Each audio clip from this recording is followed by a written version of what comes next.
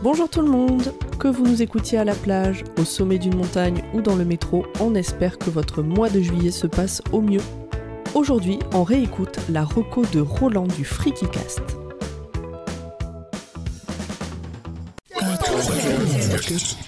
Podcast.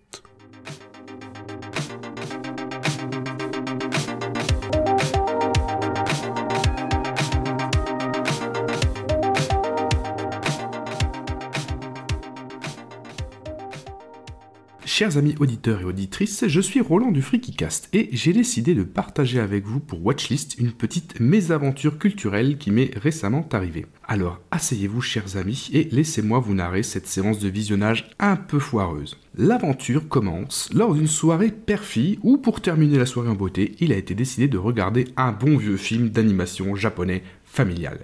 N'ayant pas encore vu toutes les productions Ghibli, j'ai pensé que c'était l'occasion de compléter mes connaissances sur le sujet, et ne voulant pas commettre d'impair, j'ai sollicité mes amis bien plus calés que moi en animation japonaise, afin de sélectionner le film parfait pour cette soirée père-fille. Après quelques échanges animés sur ce choix, on va dire cornélien, il a été acté que non, le tombeau des Lucioles n'était pas adapté pour de jeunes enfants, et du coup qu'il me fallait choisir entre Princesse Mononoke et Pompoko. Ah, Pompoko d'Isao Takahata. Voilà un choix qui semblait judicieux et drôlement intéressant. Alors Pompoko c'est quoi ?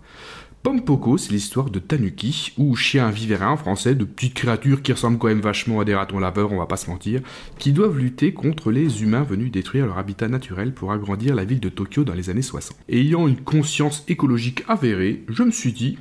voilà une bonne idée. Un film engagé pour faire germer cette graine écologique et humaniste qui ne demande qu'à éclore dans le cœur de ces chères petites têtes blondes. Moi, en termes de lutte pour conserver son habitat, je ne connais pas 36 chemins, j'en connais 3. Soit vous êtes fataliste, vous laissez tomber la bataille et vous faites comme le Bombay et le Glaude de la Suboshu, vous prenez la navette spatiale et vous partez sur la planète Oxo avec la denrée, soit vous partez en quête d'un nouveau logement dans une grande expédition et je vous le dis, nous avons été nombreux à être abreuvés aux aventures des animaux du bois de Katsu et je sais que la tâche n'est pas toujours facile et se termine parfois assez mal. Ou alors, dernier choix, vous prenez les armes et avec vos capacités, vous vous dressez contre l'envahisseur tels les zadistes de Bure ou de Notre-Dame-des-Landes et vous essayez de repousser les envahisseurs. C'est donc ce dernier choix que les Tanuki ont choisi pour défendre leur terre face à cette folle expansion urbaine. Nous avons donc lancé le programme familial disponible sur Netflix comme beaucoup d'autres productions Ghibli et nous nous sommes lancés dans cette folle aventure. Oui, mais il me manquait quand même une donnée assez importante. Je savais que les Tanuki avaient dans le folklore japonais la possibilité de se transformer au besoin en objet ou de prendre diverses apparences, comme celle d'un humain, d'un animal ou un autre esprit quelconque. Vous connaissez tous ce bon vieux Mario, hein, lorsqu'il récupère la feuille, il se voit affublé d'une queue de Tanuki, il a le pouvoir de voler. Bon ben voilà, c'est un petit peu l'esprit, un petit peu ça que j'avais en tête. Mais voilà, ce n'est pas la seule caractéristique des Tanuki dans le folklore japonais, et rapidement, alors que je n'y prêtais pas plus attention que ça en vérité, une de mes filles me fait la remarque que les Tanuki montrent leur zizi. Ah.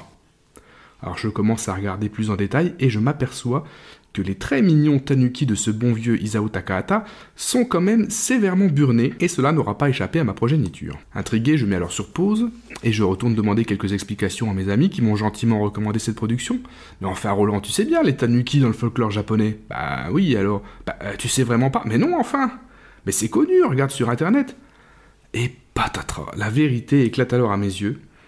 Les Tanuki dans le folklore japonais sont connus pour être des animaux avec d'énormes testicules et capables de se servir de leur scrotum pour le transformer en un tas d'objets utiles. Ne pouvant décemment couper le film devant ces enfants qui étaient bien plus intrigués maintenant qu'au début du visionnage, j'ai été obligé forcément de rappuyer sur play pour continuer à regarder avec eux cette production.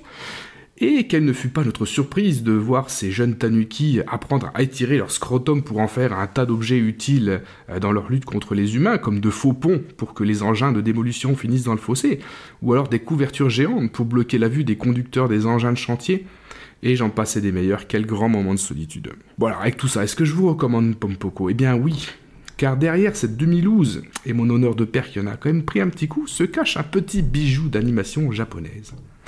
Un grand propos sur la destruction de la nature par les hommes et l'expansion des villes, sur la difficulté de s'opposer au progrès et aux puissants, et ou la nécessité de s'adapter ou de disparaître devant les changements environnementaux. Une lutte que certains Tanuki vont d'ailleurs payer très cher. On va dire que c'est un peu une lutte du pot de fer contre le pot de terre et aussi un peu de pot de... Enfin, vous avez compris ce que je voulais dire.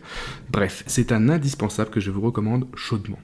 Mais comme je suis sympa, je vous ai prévenu. Maintenant vous savez, vous ne pourrez plus faire comme si vous n'étiez pas au courant avant de lancer Pompoko. Pompoko, c'est un film engagé, écologiste et surtout un film très couillu.